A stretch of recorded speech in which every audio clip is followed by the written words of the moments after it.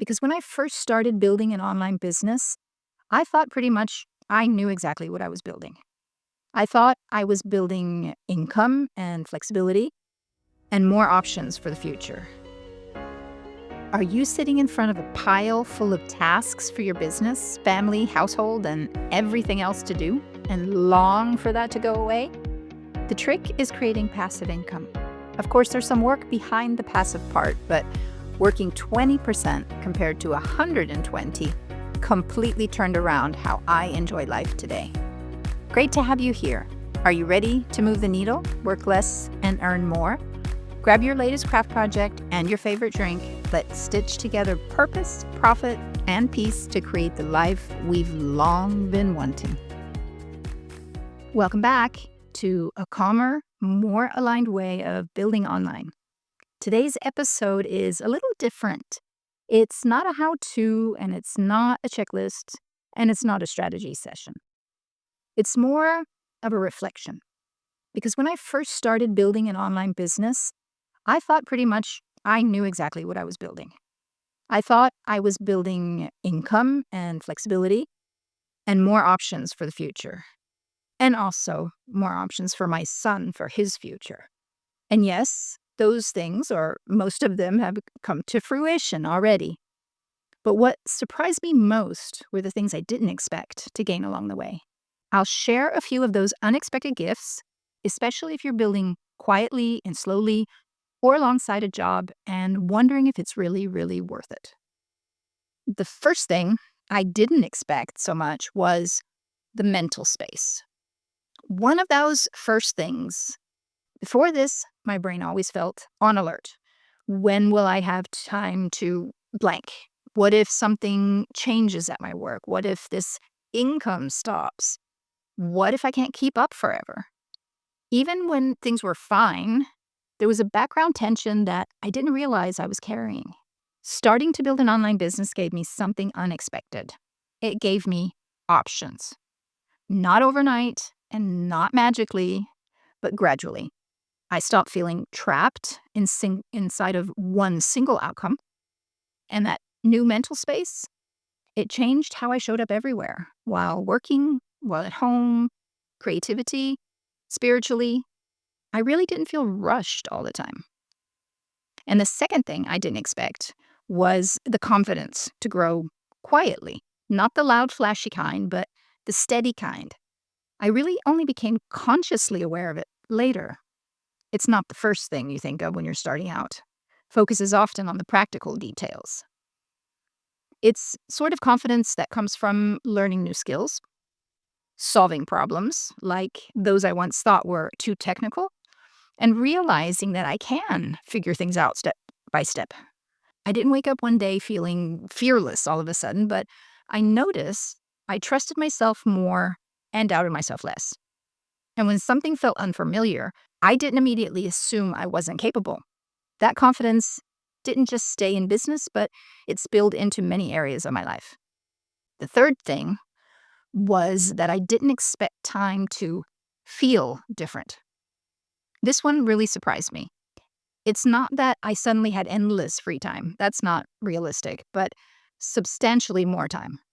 Time started to feel just different. I noticed moments like enjoying a slow morning without guilt, working when my energy was right, not when the clock said I should, being present without constantly thinking about what's next, and having gaps of time to work on my crafts, and created more in a less pressured way. Like between two time blocks of appointments, I used to squeeze things in, and that was just a totally different feeling.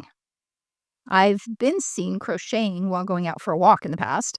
My neighbor just shook her head and laughed at me. And today I don't do that anymore. Even now when I work, it feels more intentional and focused without looking at a clock. Less frantic.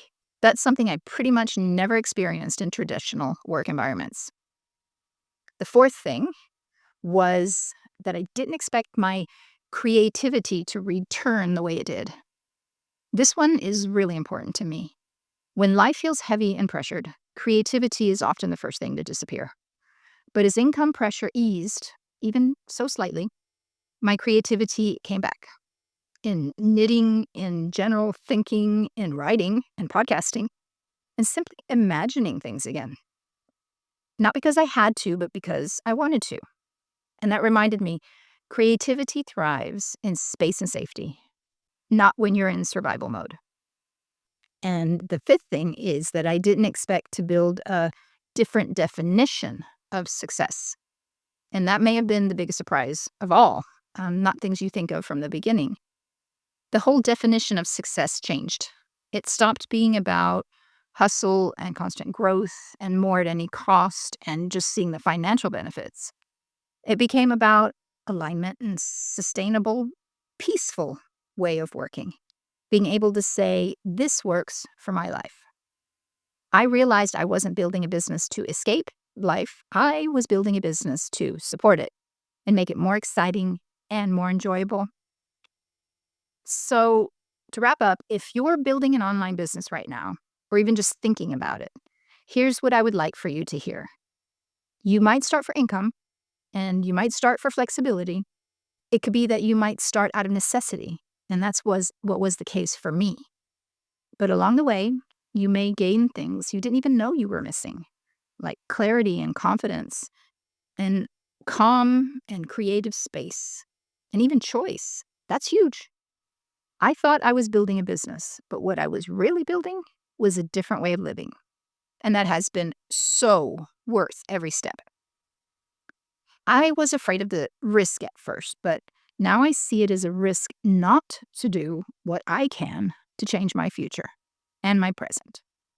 If you want to know more about what building an online business could look like for you, especially one that's designed to work alongside life and definitely not against it, I'm always happy to talk without any sort of obligation.